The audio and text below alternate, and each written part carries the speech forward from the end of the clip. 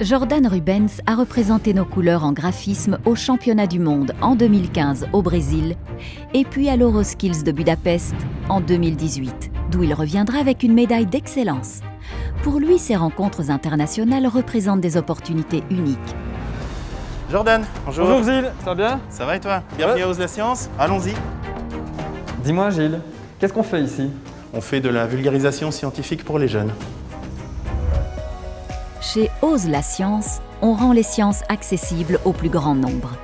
Les jeunes y découvrent la physique, la chimie et la biologie de manière ludique. Pour apprendre en s'amusant et de manière parfois spectaculaire comment fonctionne le monde qui nous entoure. Concrètement Gilles, on va faire quoi aujourd'hui? Eh bien, on va découvrir le fonctionnement de ceci, c'est ce qu'on appelle une pompe à chaleur. On crée donc de l'énergie.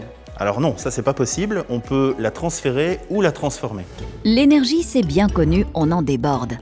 Mais elle n'est pas toujours bien maîtrisée. Dans une pompe à chaleur, on fait du chaud avec du froid.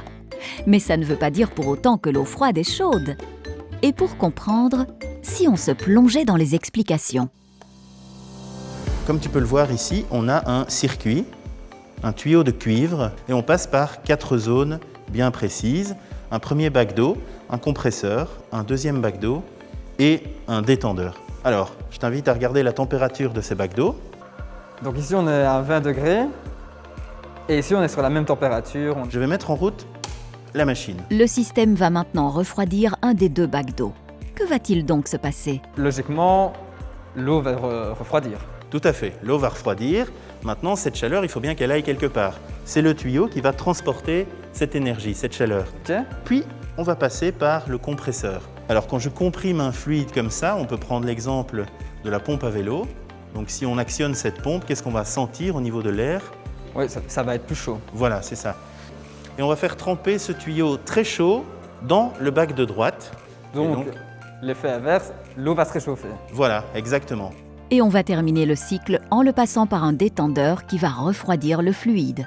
Alors, on peut vérifier la température maintenant des 2 bacs. Donc là, on a perdu plus ou moins 10 degrés et ici on en a gagné 8.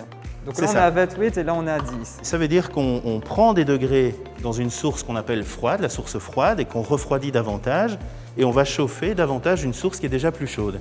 Dans la vie de tous les jours, qu'est-ce que ça peut m'apporter? Eh bien, elle va servir précisément à chauffer un bâtiment. Donc, cette partie-ci va représenter le bâtiment, donc on va amener de la chaleur, et ce compartiment-ci va représenter le sol ou une nappe d'eau souterraine, où on va aller chercher de la chaleur. Le principe de la pompe à chaleur va bien sûr se retrouver dans tous les domaines d'activité en lien avec l'énergie, mais aussi dans l'automobile ou même dans le spatial. Donc, dans une multitude de métiers essentiels pour notre futur.